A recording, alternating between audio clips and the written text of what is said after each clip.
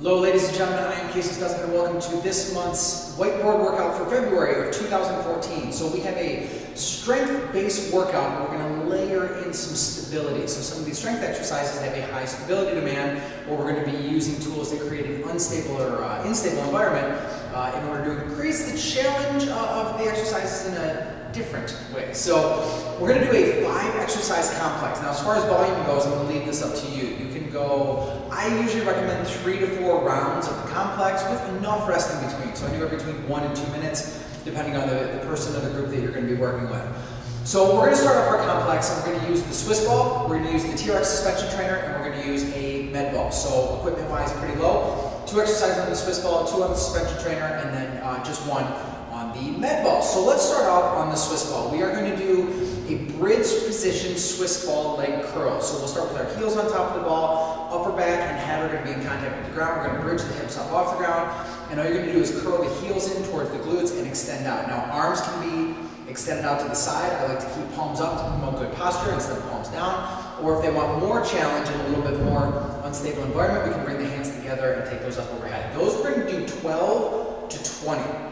12 to 20, so we don't have a lot of load on those, so we can add a little bit more volume to it.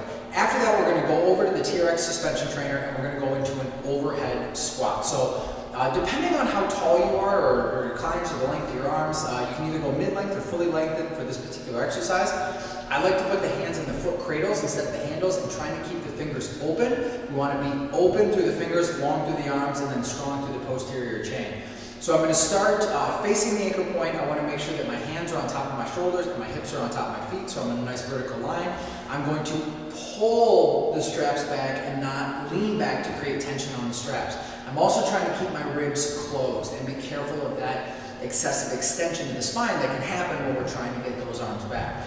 I want to keep my eyes fixed and I want to keep my head level and right on top of my neck. So not a lot of chin movement and opening up of the throat as I go down to the range of motion. Sit into a nice low squat, making sure that they're really feeling those postural muscles of the upper back. After that, we're going to go back over to the Swiss ball and we are going to do a plank with alternating leg lifts. Now, however far out they go on the Swiss ball is going to make it harder. So they can have the Swiss ball across the thighs, on the knees, on the shins, on the laces, or if you want the hardest, come up actually on the toes on the Swiss ball. Whichever position we find, wherever we sit, we're going to go alternating leg raises. So you just lift a leg, set it down, lift a leg, set it down. We're going to do 8 on each leg, so a total of 16 reps. I think I forgot to mention on the TRX overhead squat, we're going to do 12 to 15 reps. So we have our Swiss ball leg curl. We're going to do 15 to 20 reps. On our TRX overhead squat, we're going to do 12 to 15 reps.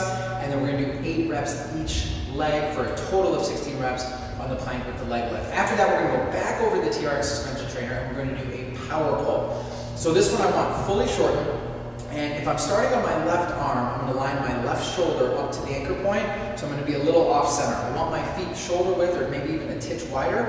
I'm going to start in that row position, shoulder back and down, and the wrist almost touching the rib. And then my opposite arm, my right arm, is going to extend up long, reaching towards the anchor point. As I lower down, keeping the shoulder away from the ear into a single arm row, I'm going to rotate across the thoracic spine, trying to get long. Now, if someone wants to move the head, that's okay, or if they want to keep their gaze focused up on the anchor point, that's absolutely fine too.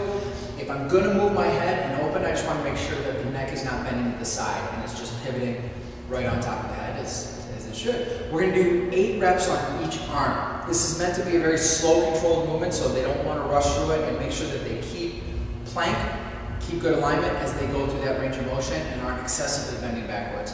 When they go to the right, they'll have to kind of offset to the other side so the right shoulder is lined up to the anchor point.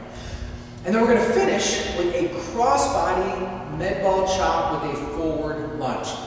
So we're going to start up on a single leg. So if I start on my left leg, I'm going to have the med ball loaded up and over my left shoulder. As I go forward into the lunge, I'm going to chop the med ball across the body so it finishes outside the front leg.